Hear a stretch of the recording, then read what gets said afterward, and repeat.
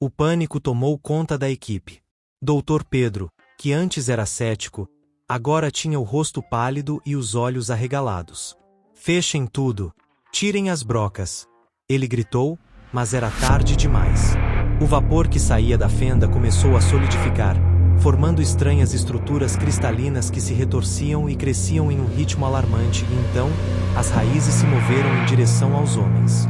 Dr. Renato, com o brilho insano em seus olhos, não recuou. Ele estendeu a mão, quase em êxtase, como se estivesse saudando uma divindade. As raízes o envolveram, um grito ecoou enquanto ele era arrastado para dentro da fenda, a substância viscosa borbulhando e se solidificando ao redor dele. Os outros correram, desesperados, enquanto mais e mais raízes brotavam do solo, suas pontas afiadas procurando por novas vítimas. O cheiro de ferro e carne queimada intensificou-se, misturado com um odor adocicado e pútrido que fez os olhos de Ana Paula arderem. A doutora Ana Paula observava a cena com horror e um certo fascínio macabro. Ela sabia que as lendas não eram apenas histórias. O solo continuava a tremer, e as rachaduras se espalhavam, liberando mais daquela névoa fria e cristalina. O céu, antes um pôr do sol ameno, agora estava tomado por nuvens escuras e relâmpagos púrpuras, que iluminavam as raízes retorcidas que dançavam na superfície da terra. A vibração se transformou em um batimento cardíaco, profundo e monstruoso, que ressoava em seus ossos. Dr. Pedro, que havia conseguido se afastar um pouco, observava a cena com horror indescritível. Ele tropeçou para trás, seus óculos caindo e quebrando no chão. Não pode ser. Ele murmurou, a voz embargada. Ana Paula, apesar do medo, sentia uma urgência em entender o que estava acontecendo. Ela notou que o corpo do homem que havia caído não parecia morto, mas transformado. Sua pele começou a endurecer, as veias salientes, e um brilho arroxeado pulsava fracamente sob sua derme. As raízes não paravam de emergir, agora mais espessas e com uma consistência ainda mais metálica. Elas se moviam com uma consciência perturbadora, como se estivessem explorando o ambiente, tocando os equipamentos e as rochas, absorvendo algo. Os gritos dos operários que ainda tentavam escapar misturavam-se com o som gutural e crescente vindo do subsolo, que parecia uma gargalhada monstruosa. Ana sabia que não havia tempo para ficar e observar. Ela virou-se e correu, a mente fervilhando com as lendas esquecidas, as histórias de um antigo mal adormecido que as pessoas de Santa Alvorada tentaram, em vão, manter enterrado. Enquanto se afastava, ela olhou para trás e viu uma visão aterrorizante. O corpo do operário, agora completamente rígido e brilhando com uma luz púrpura, começou a se levantar lentamente, como um boneco movido por fios invisíveis. Seus olhos, antes sem vida, agora brilhavam com a mesma luz sinistra, encarando o horizonte com uma expressão vazia e determinada. A superfície estava realmente doente, e a infecção estava apenas começando. Dr. Pedro, que havia se escondido em um dos veículos de apoio, observava o monitor térmico junto com outros sobreviventes. As linhas de calor que indicavam a presença da estrutura subterrânea pulsavam e se expandiam, mostrando um ser gigantesco que se estendia por baixo de Santa Alvorada, suas artérias e veias se espalhando como uma teia de aranha por todo o subsolo. Era como se a cidade estivesse construída sobre um monstro adormecido que agora despertava. Os rádios, antes cheios de chiados e as vozes distorcidas, agora transmitiam um coro de sussurros que pareciam vir de todas as direções, um emaranhado de línguas desconhecidas e vozes que imitavam as dos geólogos desaparecidos, chamando por seus nomes em um tom macabro. As luzes do acampamento e dos veículos começaram a piscar freneticamente, como se estivessem respondendo a um pulso eletromagnético, e os equipamentos eletrônicos pifavam um a um. De repente, a terra tremeu com uma violência ainda maior. O chão se abriu em várias partes do campo de escavação, revelando mais daquelas raízes cristalizadas e brilhantes. Mas desta vez, elas não eram apenas raízes. Formas disformes e dissimuladas começaram a emergir, figuras que pareciam ter sido moldadas a partir da terra e das rochas, mas que se moviam com uma organicidade assustadora. Eram os antigos guardiões daquele ser subterrâneo, despertados pelo intruso. Renato, paralisado pelo terror, viu os seres humanoides sem rosto se aproximarem.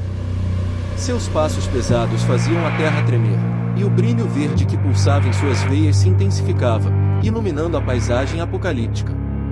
O ar estava pesado, denso com um cheiro metálico e adocicado, e o som do coração subterrâneo reverberava em seus ouvidos. Do chão, que agora se abria em uma cratera ainda maior no centro do campo de escavação, não emergiu apenas mais daquelas raízes. Desta vez, algo colossal e indescritível começou a se erguer, desafiando a própria lógica da forma e da matéria.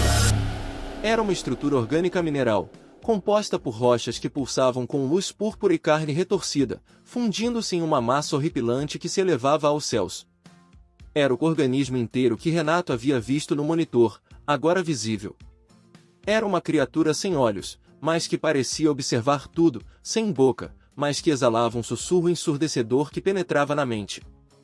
Ramificações gigantescas, semelhantes a tentáculos de cristal, se estendiam para o céu, tocando as nuvens escuras e atraindo raios que as carregavam de energia, fazendo-as brilhar com uma intensidade assustadora. A cidade de Santa Alvorada, agora iluminada por essa luz grotesca, parecia insignificante diante da magnitude da criatura. A perfuração não havia apenas acordado algo, havia libertado um deus, ou um demônio. Enquanto a criatura colossal se erguia em sua majestade aterrorizante, o espetáculo no céu se intensificava. As 3 naves, silenciosas e imponentes, pairavam sobre a cena, suas superfícies metálicas e maleáveis refletindo os brilhos púrpura do ser emergente e os relâmpagos que rasgavam o céu. As colunas de névoa verde que desciam delas eram ainda mais densas e pareciam vibrar com uma energia própria. Os vermes, agora em número assustador, caíam da névoa como chuva. Eles rastejavam sobre o solo, sobre os destroços, e se dirigiam vorazmente aos corpos inertes dos operários e dos geólogos caídos. Em um frenesi macabro, os corpos começaram a se contorcer, a carne se fundindo com os invasores metálicos, formando uma grotesca simbiose. As bocas se abriam em gritos roucos, sem voz, e os olhos, antes vazios, agora brilhavam com um fulgor sinistro e alienígena. Os reanimados se levantaram, seus movimentos descoordenados no início, mas rapidamente se tornando mais fluidos e determinados. Eram soldados de uma nova ordem, uma mistura profana de biologia humana e tecnologia extraterrestre, seus corpos agora cascas controladas por uma consciência coletiva.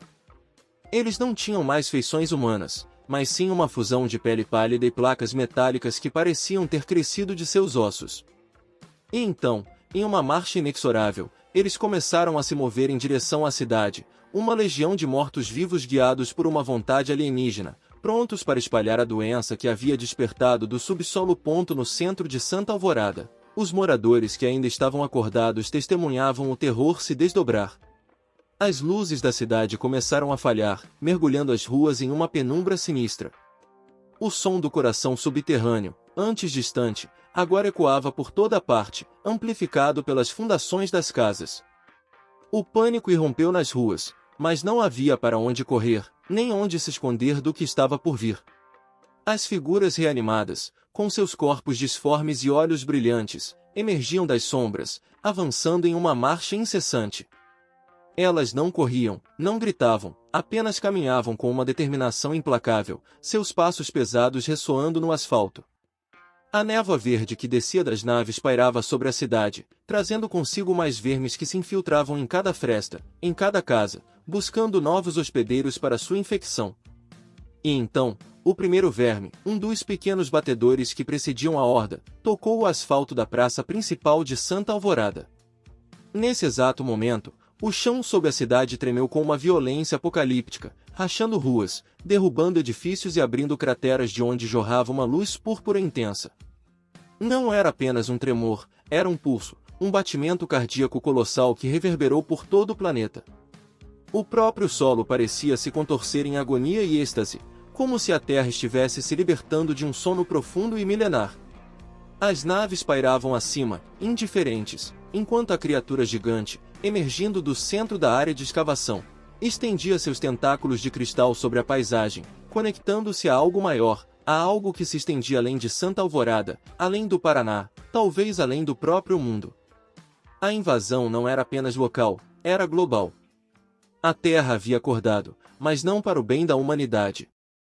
Dizem que o medo tem cheiro. Mas naquela noite, o que dominava o ar era o cheiro de cloro e carne apodrecida. O antigo Clube Vale Azul fora fechado há quase 10 anos, depois de uma tragédia. Um adolescente havia se afogado misteriosamente durante um acampamento de verão. O corpo, segundo os bombeiros, nunca foi encontrado. Desde então o local ficou abandonado até o dia em que Lucas, Bruna, Felipe e Camila decidiram invadir o lugar apenas para se divertir e fazer uns vídeos de terror pro canal.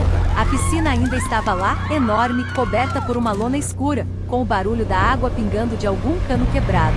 A superfície tremia levemente, como se algo se movesse lá embaixo. Cara, isso tá fedendo demais, reclamou Bruna, tapando o nariz. É só água parada, respondeu Felipe, rindo. Vamos tirar essa lona para fazer a filmagem.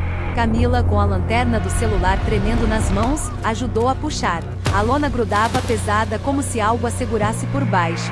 Quando finalmente conseguiram remover uma parte, um jato de água negra espirrou no rosto de Lucas. Ele cuspiu e se afastou, enojado. Que nojo, parece sangue velho. Mas não era sangue. Era algo mais viscoso, quase orgânico. Bruna começou a gravar, focando na piscina. Olha isso, gente, parece um pântano. Aposto que é ali que o moleque morreu. Ela deu um zoom, e foi então que se viu um rosto pálido boiando por um instante bem no centro da água. Camila gritou. A imagem sumiu. Lucas jogou uma pedra. Nenhum som, nenhum respingo. A água simplesmente engoliu a pedra. Felipe, tentando se mostrar corajoso, foi o primeiro a descer as escadas da piscina. Deve ter uma lona por baixo, ou algo sólido, olha só. Ele deu 2 passos, e o chão cedeu. Felipe desapareceu com um barulho de sucção, como se tivesse sido puxado por um ralo. Felipe, gritaram os outros. Nada, só bolha subindo, e o cheiro de podridão aumentando. Lucas se inclinou para tentar ver melhor, quando uma mão encharcada e deformada saiu da água, agarrando seu tornozelo. A pele da mão parecia derretida, como cera, mas a força era inumana. Lucas foi arrastado gritando, batendo as mãos nas bordas, deixando marcas de sangue nos azulejos. Bruna e Camila correram, tropeçando nos azulejos rachados. Atrás delas, ouviam o som da água batendo contra as bordas, como se algo gigante tivesse emergido. Elas olharam uma última vez. A piscina estava borbulhando, e no meio dela, surgiu uma criatura de forma humana, mas sem olhos, sem boca, apenas um rosto liso e branco, coberto por rachaduras que escorriam líquido escuro. Ela parecia feita de tudo que havia morrido ali. Bruna correu em direção ao portão, mas o chão de concreto ao redor da piscina começou a render, rachando como se algo se movesse por baixo. Do lago ao lado do clube, o mesmo barulho. A superfície da água se mexia, abrindo bolhas, havia mais de um. Camila foi a última a ver, antes de ser puxada também, que as luzes do celular ainda gravavam. E no vídeo, segundos antes da tela ficar preta, era possível ouvir um som gorgolejante vindo das profundezas. Na manhã seguinte, os guardas encontraram o clube silencioso. A lona da piscina estava de volta no lugar, mas no meio dela flutuava um celular, gravando sem parar, mostrando apenas a água calma e escura. E se você aumentar o volume do vídeo, bem no fundo, ainda dá para ouvir respiração debaixo d'água.